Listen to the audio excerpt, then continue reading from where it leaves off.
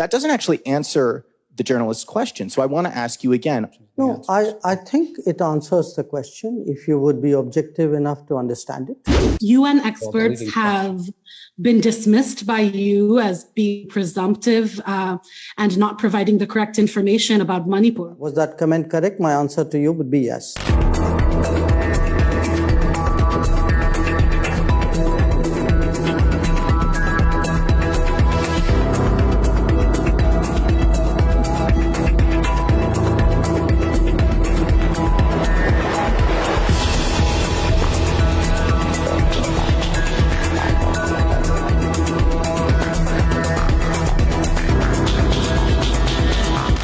Asked about India's downgrading in Freedom House and VDEM and other democracy scores. And the journalist asked you, quote, how do you see this play itself out in terms of how India is being perceived by the world and these new reports? In your response, you said, quote, it is hypocrisy. I thought you were supposed to ask me a question. I am asking you a question. It is hypocrisy. We have a self-appointed custodians of the world who find it difficult to stomach that someone in India is not looking for their approval, is not willing to play the game they want to play.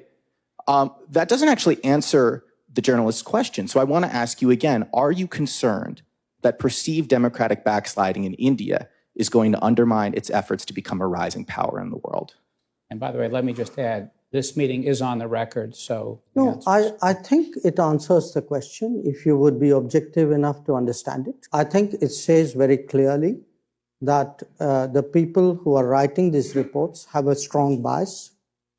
Often they distort facts. Many of these reports are actually riddled with inaccuracies. So I put it to you, there's an ideological agenda out there. I don't know why that's hard to understand.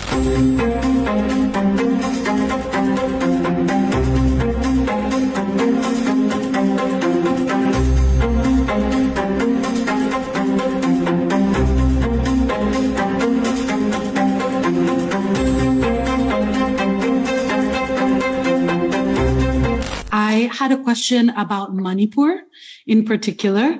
We want to know what your government is doing to address the divisive politics that's leading to attacks on minorities there. You have said that the comments from 18 independent UN experts who expressed concerns about Manipur were presumptive and misleading. However, it took 3 months before Prime Minister Modi spoke out on the issue. So instead of acknowledging that entire communities have been devastated, isn't it wrong that local officials, including the Home Minister and the Chief Minister of Manipur, are blaming the violence on infiltrators?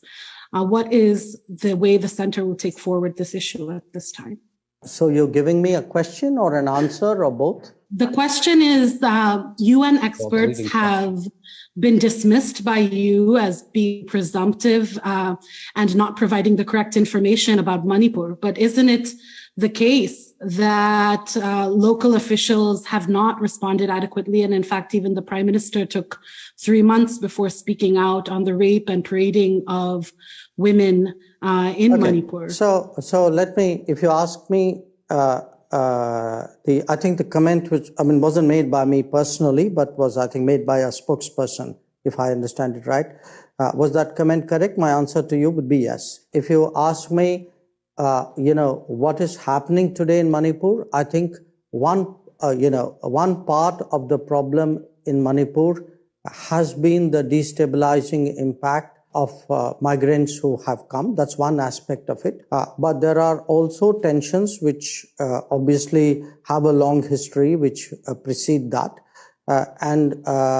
Today, I think the effort is on the part of the state government and the union government to find a way by which, a sense of normalcy returns, that arms which were seized during that period are recovered, that there is an adequate law and order enforcement out there so that incidents of violence don't happen.